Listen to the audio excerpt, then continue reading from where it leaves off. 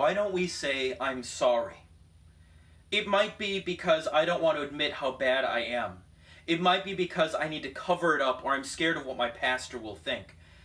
But I think maybe the biggest reason we don't like saying I'm sorry is that when we say I'm sorry, there are consequences. And one of the biggest consequences might be the destruction of a relationship. Maybe between you and your parents, or you and your kids, or you and a coworker, or you and a friend. And it's true. Sin has consequences. And saying I'm sorry doesn't always eliminate those consequences.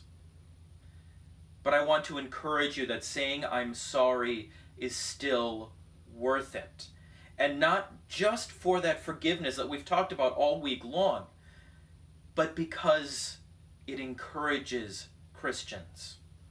If the person you're saying I'm sorry to knows Jesus, knows their own sin, knows forgiveness, that person may be hurt by what you've done. There may still be consequences, but I want to read you what St. Paul writes to the Corinthians. He says, you were sorrowful. I'm glad you were sorrowful because that led to forgiveness.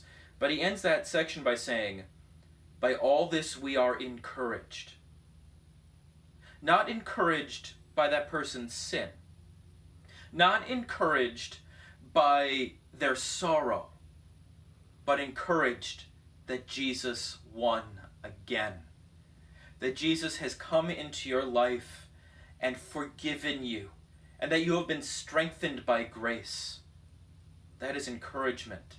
And hopefully that Christian then can encourage you even through the consequences. And let me encourage you in this too.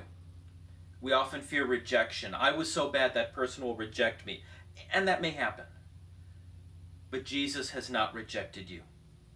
Because he forgives you, he accepts you. And he will not reject you. And so let me encourage you. Yes, say I'm sorry.